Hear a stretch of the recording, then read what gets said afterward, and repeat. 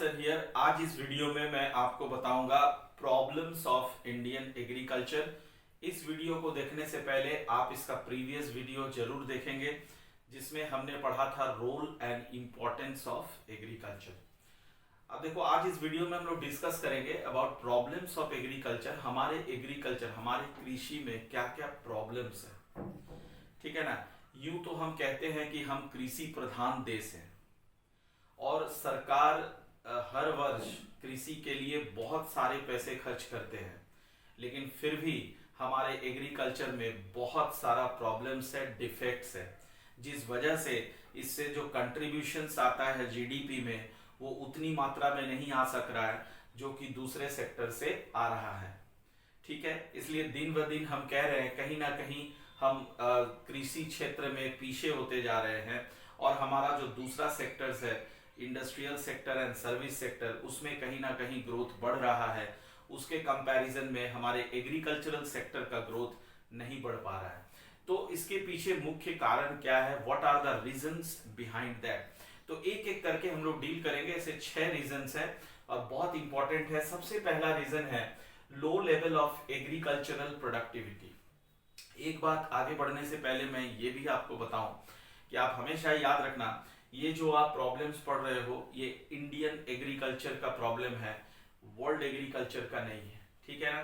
तो सबसे पहला प्रॉब्लम है low level of agricultural productivity. What does it mean? Agricultural productivity का मतलब होता है कि अनाज उगाने की क्षमता, ठीक है, इसमें हम काफी लो है। अब देखो इसका मेजरमेंट कैसे होता है, इसको हम दो तरीके से मेजर करते हैं, एक पर हेक्टेयर प्रोडक्टिविटी और दूसरा पर वर्कर प्रोडक्टिविटी। तो सर पर हेक्टेयर प्रोडक्टिविटी क्या होता है?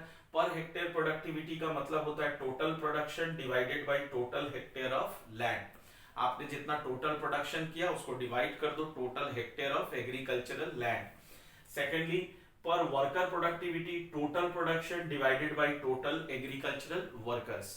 अंडरस्टैंड? तो ये एक मेजरमेंट होता है ये कंप्यूट करने के लिए कि हमारा एग्रीकल्चरल प्रोडक्टिविटी क्या है। तो अगर हम इस दोनों फॉर्मूला से इसको मेजर करें तो हम ये पाएंगे कि पूरे वर्ल्ड लेवल से अगर हम कंपैरिजन करें तो वर्ल्ड का जो एवरेज एग्रीकल्चरल प्रोडक्टिविटी है उससे हमारा एग्रीकल्चरल प्रोडक्टिविटी बहुत कम है, इट इज वेरी लो। अगर हम एक एनालिसिस से बात करें, रिकॉर्ड की बात करें, तो 2013 में देखिए इंडिया का एग्रीकल्चरल प्रोडक्टिविटी था 3075 केजी पर हेक्टेयर। हम पर हेक्टेयर ऑफ लैंड में इतना केजी अनाज उगा रहे थे। वैरेज अगर हम वर्ल्ड इकोनॉमी की बात करें तो वर्ल्ड में था 3257 केजी पर हेक्टेयर। तो आपने देखा ना कि कितना कम है। और जबकि सरकार, मैं आपको एक चीज बताऊं कि सरकार जो है वो बहुत ज्यादा पैसा एग्रीकल्चरल सेक्टर में इन्वेस्ट करती है, फिर भी हमारा प्रोडक्टिविटी बढ़ नहीं रहा है, ठीक है। उसके बाद आप देखिए, तो ये आपने समझा कि agricultural productivity world agricultural productivity से काफी बिलो है। दूसरी बात मैं राइस एंड व्हीट के बारे में बताना चाहूंगा। राइस एंड व्हीट ये हमारा मुख्य अनाज है, इस पे भी सरकार दूसरे फूड प्रोडक्ट्स के मद्देनजर अगर कंपैरिजन में हम देखें तो राइस एंड व्हीट पे बहुत ज्यादा रिसोर्सेज सप्लाई करती है, बहुत ज्यादा हर साल। लेकिन फिर भी अगर हम राइस एंड व्हीट का ग्रोथ देखें, उसको अगर हम वर्ल्ड इकोनॉमी से कंपेयर करें तो वो भी कम है। वर्ल्ड, मान लीजिए कोई डेवलप्ड इकोनॉमी है चाइना, अगर चाइना की बात करें तो चाइना में आप यहां देखिए average yield of wheat and rice in India are much below that of China, 49% less in case of rice. सोचो 49%, चाइना का जो राइस का प्रोडक्टिविटी है उससे 49%, लगभग 50% कम राइस हम उपजाते हैं and 39% in case of wheat. और व्हीट की बात करो तो वो 39% से कम है। तो ये पहला प्रॉब्लम है हमने देखा एग्रीकल्चर का, दैट इज लो प्रोडक्टिविटी। अब आइए दूसरे प्रॉब्लम की बात करता हूं। The second major problem is defective land tenure system. देखो ये एक ऐसा प्रॉब्लम है जिसका जड़ अंग्रेजों के समय से था।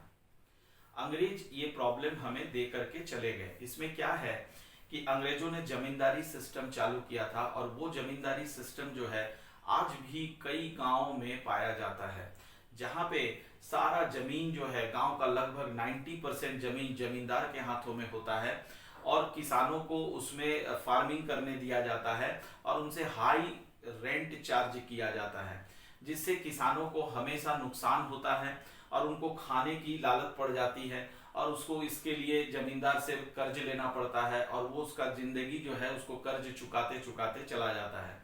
इसे हम लोग कहते हैं defective land tenure system. Number 3 is problem of sub division and fragmentation. बहुत इंपॉर्टेंट है, इसको ध्यान से समझना। जैसे क्या होता है, अगर तुम रूरल एरियाज में जाओगे तो बहुत सारे फार्मर्स तुमको मिलेंगे, बहुत सारे फार्मर्स फैमिली तुमको मिलेंगे जिनके पास बहुत बड़ी बड़ी जमीनें नहीं होती है, छोटी छोटी टुकड़ों में जमीनें होती है, जिसे हम लोग कहते हैं स्मॉल फार्म होल्डिंग। ठीक है, स्मॉल फार्म होल्डिंग, छोटा छोटा जमीन होता है और वो इतना छोटा होता है कि उसमें वो इकोनॉमिक एक्टिविटी कर भी नहीं सकता, अगर चाहे भी तो नहीं कर सकता, उसमें वो सही से ट्रैक्टर भी नहीं चला सकता। ठीक है ना, तो छोटा जमीन होता है, small holding and scattered. Scattered का मतलब सपोज कोई आदमी है, कोई फार्मर है, उसके पास 4 जमीन है, 4 छोटी छोटी जमीनें हैं, तो अगर ये 4 छोटी छोटी जमीन अगर एक साथ इकट्ठे एक ही जगह रहता तो इसको बहुत आसानी होता फार्मिंग करने में, इरिगेशन। अब क्या है कि ये स्कैटर्ड है, स्कैटर्ड यानी एक जमीन यहाँ है तो दूसरा 1 किलोमीटर की दूरी में है, तीसरा और 1 किलोमीटर की दूरी में है, तो इससे उसको फार्मिंग करने में बहुत नुकसान होता है, लॉस होता है। क्योंकि देखो, अगर आज वो इस जमीन पे फार्मिंग कर रहा है, फर्टिलाइजर्स डाल रहा है, ट्रैक्टर से या हल से खेत को जोत रहा है, अब मान लो कि उसको अगली जमीन तक जाना होगा तो फिर उसके लिए समय की भी नुकसान है और पैसे की भी नुकसान है। ठीक है ना, तो इसे हम लोग कहते हैं the problem of small and scattered land holding. अब आप बात करता हूं fourth problem of Indian agriculture, that is conventional method of farming. देखो, हम कितने भी तरक्की कर रहे हैं दूसरे क्षेत्र में, लेकिन फार्मिंग एग्रीकल्चर की अगर हम बात करें तो हमारे फार्मर्स जो है वो पुराने तकनीक को ही अभी तक अडॉप्ट किए हुए हैं, मॉडर्न टेक्निक उनसे अडॉप्ट किया नहीं जा रहा है। वो काफी रिलैक्स फील करते हैं, काफी कंफर्टेबल फील करते हैं पुराने तकनीक से फार्मिंग करने का, नए तकनीक को अडॉप्ट वो नहीं कर पा रहे हैं। इसके बहुत सारे रीजंस है। सबसे पहला रीजन है कि due to lack of finance, उनके पास फाइनेंस की कमी है, यानी सरकार तो उनको बहुत फाइनेंस।